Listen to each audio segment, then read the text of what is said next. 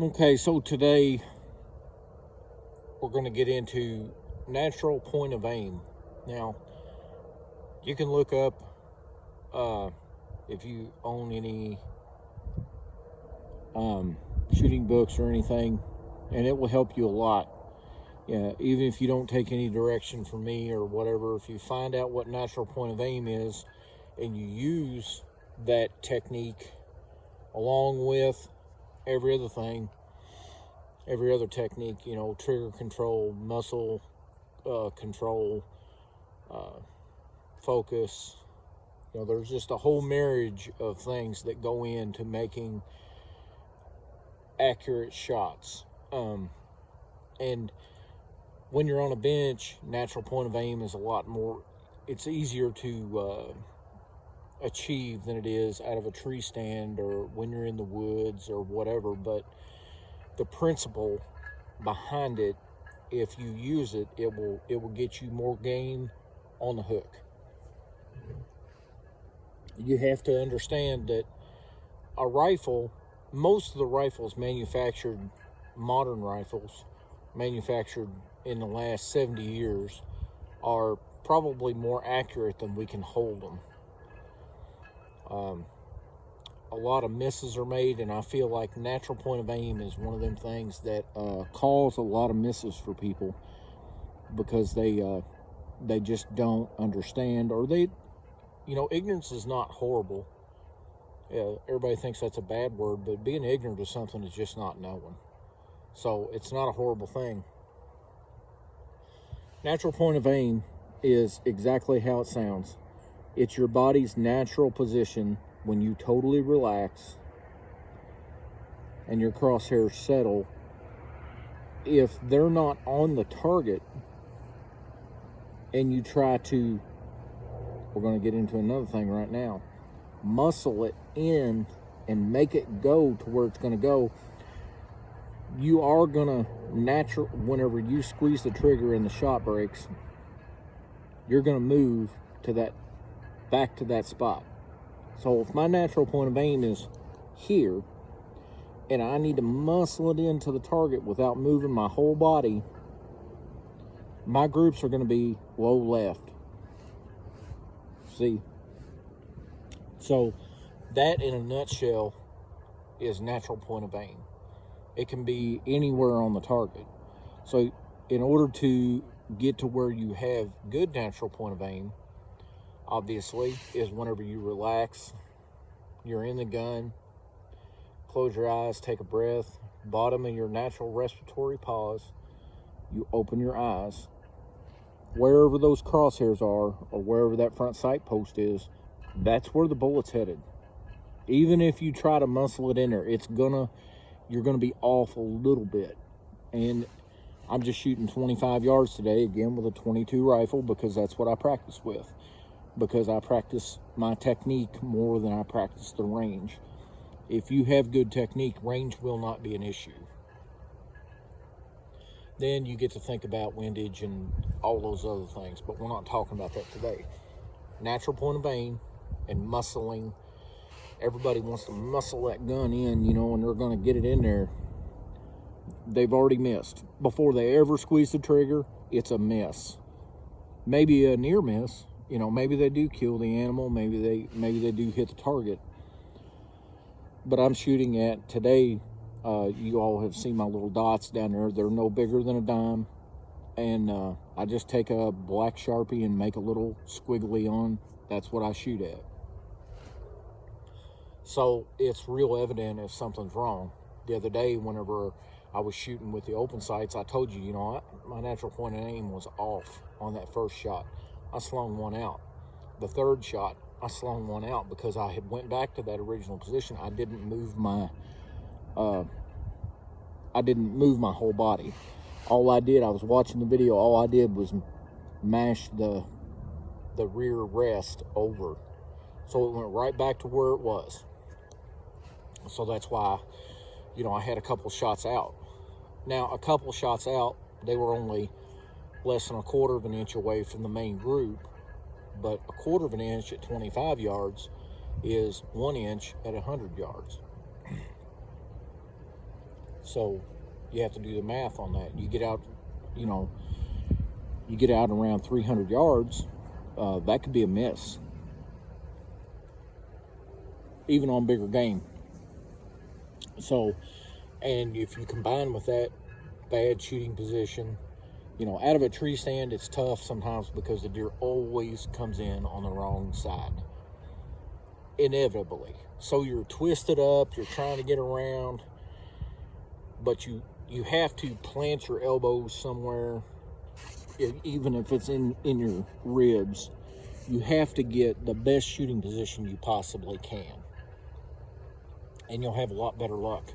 You'll have a lot more deer hitting the dirt right there where you shoot them, rather than doing some big tracking job and finding them, you know, because you probably would nick and lung, and you're gonna end up killing that deer probably at 25 yards or 50 yards or maybe even 70 yards.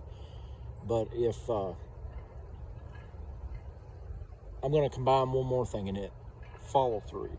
Follow through is staying in the rifle after you pull the trigger. It's not moving. That's something I do fairly well.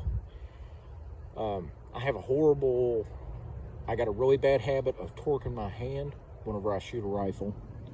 And it's something I developed that here about a year ago. It's been really aggravating.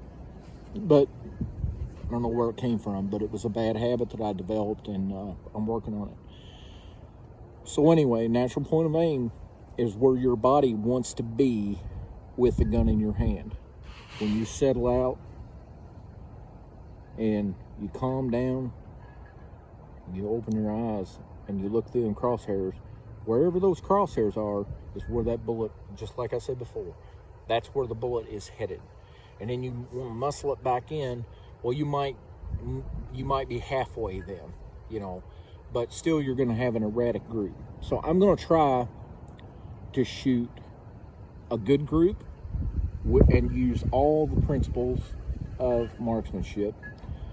And we got a little gusty wind, so my group will probably open up a 1/4 inch or so today.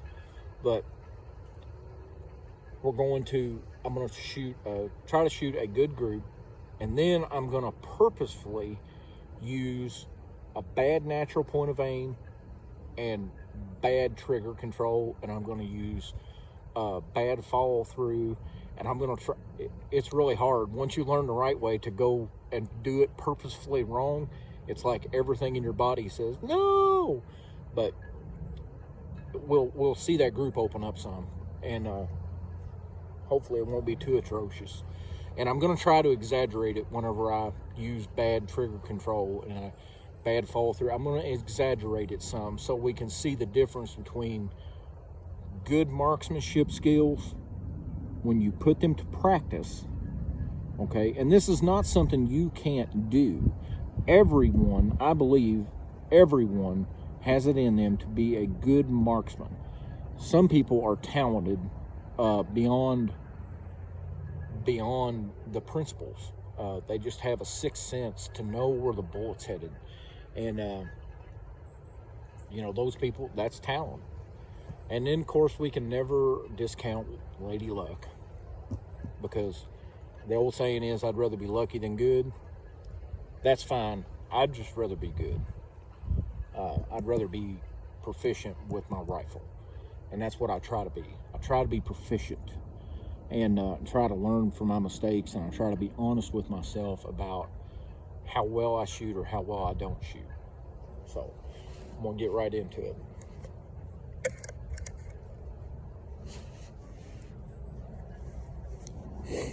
Okay, so I'm going to try to make a decent group first, and we'll go down and look at all of them at the same time.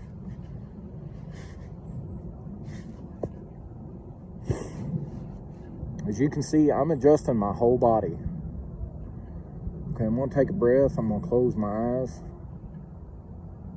Okay, I'm off to the left about a 1/4 minute, so I'm going to adjust my whole butt over to the left.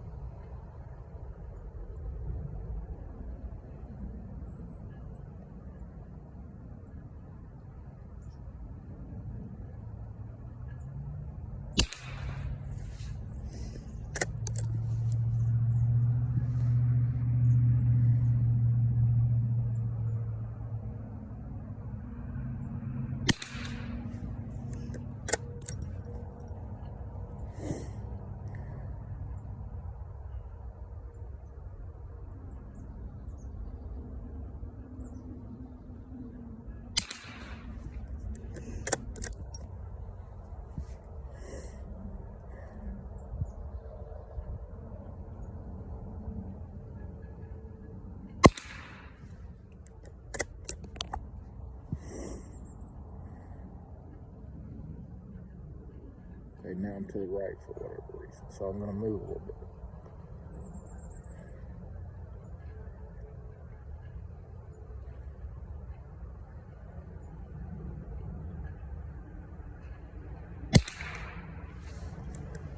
Okay, so there's 5 shots.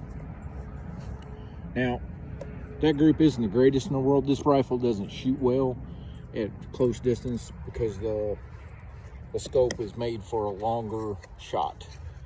It is overly powered for 25 yards, but I still got a pretty good group going. It's headshots on squirrels every time, so it's definitely not one hole though, which is disappointing. But I know better than to expect that out of this rifle. So I've literally shot most of my rifles thousands and thousands of times.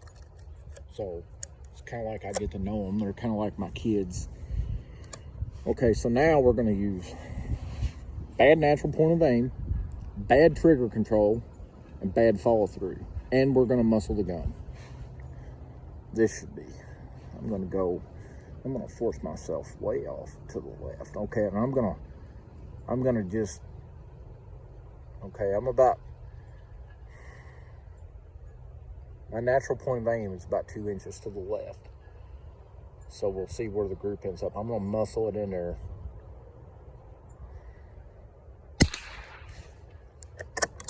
Actually got really close. Get bad natural point of aim. I'm gonna muscle it in.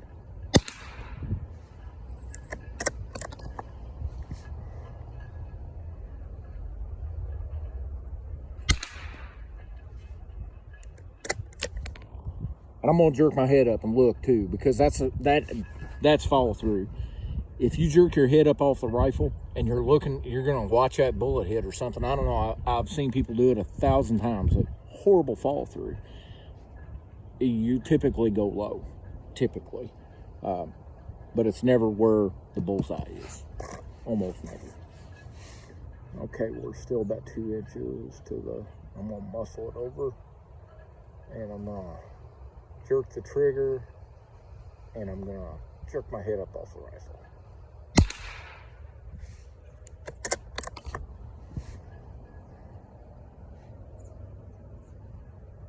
Okay, same thing again.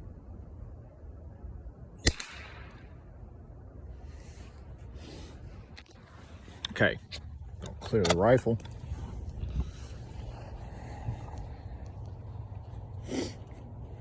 This is actually pretty good examples. So,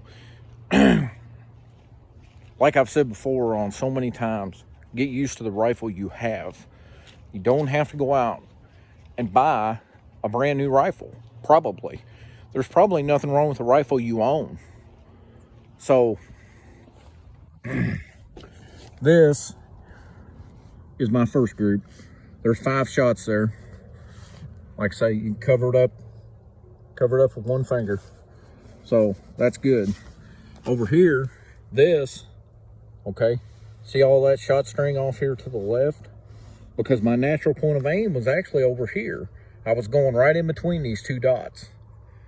Okay, so when I was muscling and jerking my head up and using horrible trigger control, I was about half of the distance from my natural point of aim. Okay, so that's natural point of aim, and throw a little bad trigger control in there, and that right there, you know, if the squirrel was facing the wrong way, 3 of them were misses. That was right in front of his nose. And so natural point of aim, very, very, very important in your rifle shots. It's even important with shotguns, actually, or anything you shoot shoulder fired, or not shoulder fired, even for that, you know, if it's a mounted rifle or whatever. But that is natural point of aim, and I hope you all enjoyed it. I hope you learned something from it, and I hope you shoot better. And you know, if you like my videos, then, you know, we're going to do we're going to do some work on trigger control, and I'm going to try to get the camera focused on my trigger finger on the rifle. So that'll be the next video coming up, maybe, is trigger control. And so we hopefully we'll learn something today, and I hope everybody has a good time. I hope everybody shoots safe and have fun. Get your kids out, get them involved in something. If you don't like hunting, you don't like to kill game or whatever, then, you know, there's all kind of things to do outdoors with your kids rather than just hunt. Okay, you don't have to be a hunter to enjoy the outdoors. There are a lot of people who collect mushrooms, and you can collect mushrooms here in the Midwest. You can collect mushrooms, from what I understand, all year long. There's different kinds or whatever. Just educate yourself on the type of mushrooms, for all the obvious reasons. You know, you could get into plants. You know, we've got a whole world that has been lost to technology, and you know, you've got natural things growing out here in the world that are good for us, and it's lost art. There's so many things that the outdoors is so lost to people now, and it's a shame. You know, you don't have to hunt to enjoy the outdoors. We have state lands and state properties all over this country, and it's such an awesome thing that we have. We should take better care of them, and we should use them, because we pay the taxes to upkeep these lands and everything. So why shouldn't we use them? Be respectful. You know, if you're out hunting and someone walks into your tree stand and they're not a hunter, they're looking for a mushroom, don't be rude. Especially if you're on state ground. Now, if you're on private ground, different ball game. But if you're on state ground, you've got to remember that is that person's land too. Okay? And, you know, if they're not wearing hunter orange, you don't have to be rude about it. Just tell them, hey, you know, it's hunting season. You might ought to have hunter orange on. Be a gentleman, or a gentlewoman. We could get into that pretty good, couldn't we? Be a good citizen. Let's not even worry about everything else. If you run onto somebody on state ground and they're not wearing orange and it is hunting season, take the time out of your day to walk them to their car or whatever, or give them some hunter orange. We're all gear freaks nowadays. We've got piles and piles of everything. It ain't gonna break you the bank if you have to give someone a piece of hunter orange. I don't know what got me started on that, but I mean, probably pretty solid advice. So share the lands, you know, especially the state grounds. They're for everybody. We pay the taxes. Go use them. There are all kind of things out there to get your kids into, rather than Mortal Kombat or whatever it is they play now. I have no idea. But have a good one. Be safe.